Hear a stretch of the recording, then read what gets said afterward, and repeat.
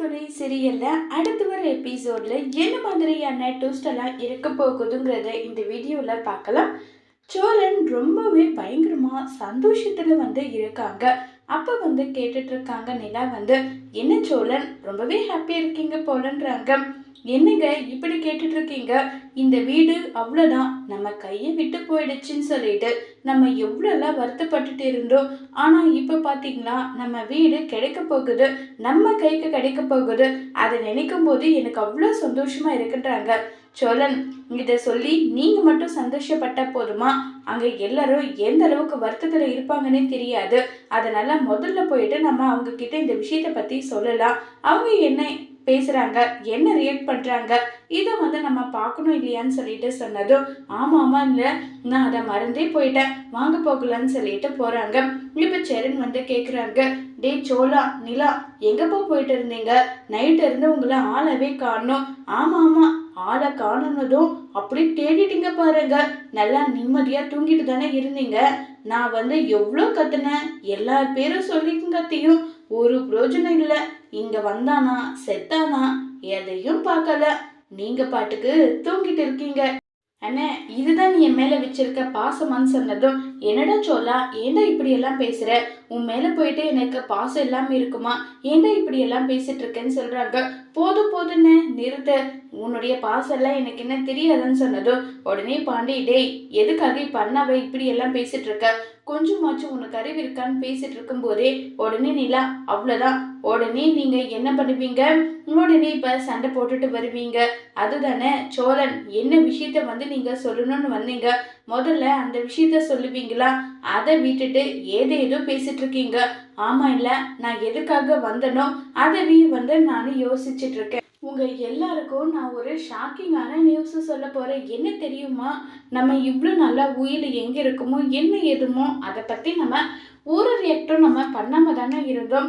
இப்ப பாருங்க நம்ம கையில உயில் இருக்குன்னு சொல்லிட்டு சோழன் அந்த உயிலை காட்டுனது எல்லாருக்குமே அவ்வளோ ஷாக்கிங்கா இருக்கு, பயங்கர ஷாக்கிங்கா இருக்கு. இப்ப நடேசன் கிட்ட அந்த உயிலை காட்டினதும் பயங்கரமா சந்தோஷப்படுறாங்க வீட்டுல இருக்க எல்லாரும். நிஜமாவா?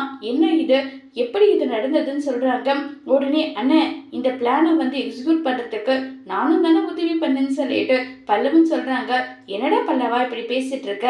ஆமாண்டா எல்லாரும் உதவி பண்ணதுதான். ஒருவேளை நம்ம மட்டும் போயிட்டு நம்ம பெரியப்பா கிட்ட பேசுறேன்னா இப்படி ஒரு விஷயம் நடந்திருக்காது. டேய் என்னடா பேசிட்டு இருக்கீங்க? நீங்க பேசிட்டு இருக்கிறது எதுவுமே எனக்கு புரியல. என்ன நடந்துட்டு இருக்கீங்கன்னு சொல்லிட்டு கேக்குறாங்க.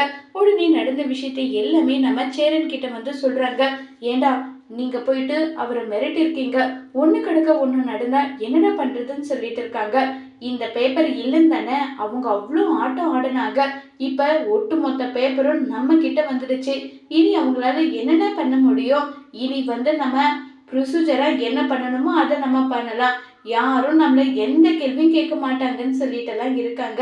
ரொம்பவே சந்தோஷமா இனிதான் இருக்கு அந்த பெரியப்பாவுக்கு. பெரிய அப்பா வைக்கிறதுக்கு வாங்க போகலாம் எல்லாரும் கமான்னு சொல்லிட்டு அவ்வளவு சந்தோஷமா கிளம்பி போறாங்க. கிளம்பி போனதுமே கரெக்டா கஸ்தூரியும் அதே மாதிரி நம்ம கஸ்தூரியோட அண்ணனும் டேய் திருட்டு பசங்களா எதுக்காகடா இங்க வந்திருக்கீங்க? மரியாதை இங்க இருந்து போயிடுன்றாங்க. இது எங்க வீடு, எங்க வீட்டுல நாங்க இருக்கோம். உனக்கு என்னையா கிளவா பிரச்சனை? என்னடா என்ன பார்த்து கிளவான்னு சொல்ற? ஆமா நான் அப்படிதான் சொல்லுவேன்னு சொல்லிட்டு இப்ப நம்ம சோழன் பயங்கரமா கிண்டல் பண்ண. இருடா இரு இப்பவே போலீஸ கூப்பிடுறேன்னு சொல்லிட்டு போலீஸ கூட்டிட்டு வராங்க. கூட்டிட்டு வா, எல்லாத்துக்கும் துணிஞ்சுதான் நாங்க வந்திருக்கோம், தாராளமா கூட்டிட்டு வான்னு சொல்லிட்டு சோழன் கெத்தா உட்கார்ந்துட்டு இருக்கிறத பார்த்ததும் என்னம்மா கஸ்தூரி இவங்க மனசுல பயம்ன்றதே இல்லாம மாதிரி இருக்கே, என்ன கஸ்தூரி இவங்க இப்படி இருக்காங்க, என்னவா இருக்கும்னு சொல்றாங்க. அண்ணன் முட்டா பசங்கண்ணே, அவங்க இப்படி இருக்காங்கன்னா அதை பார்த்துட்டு நீ எதுக்காக தயங்கிட்டு இருக்க? எல்லாம் நல்லதாவே நடக்கும், தயவு செஞ்சு போலீஸ வர சொல்லுன்றாங்க. இப்பவே போயிட்டு கூட்டிட்டு வரேன்னு சொல்லிட்டு கஸ்தூரியும் அதே மாதிரி கஸ்தூரியோட அண்ணா 2 பேரும் போலீஸ கூட்டிட்டு வரேன்னு போறாங்க. யோ உங்க குடும்ப பிரச்சனைக்கு ஒரு எல்லையே இல்லையா? எப்ப பாரு பிரச்சனைன்னு சொல்லிட்டு வந்துட்டே இருக்கீங்க, என்னையா பிரச்சனைன்னு சொல்லிட்டு கோபப்படுறாங்க. சார் நீங்க சீல் வச்சிங்கல்ல, இங்க பாருங்க உயில் என் அப்பா பேர்ல தான் இந்த வீடு இருக்குன்றதுக்கான உயில், இதை பார்த்துட்டு அதுக்கப்புறம் என்ன முடிவு எடுக்கணுமோ எடுங்கன்னு சொன்னதும் கஸ்தூரிக்கும் கஸ்தூரியோட அண்ணாவுக்கும் ரொம்பவே பயங்கரமா ஷாக்கிங்கா இருக்கு.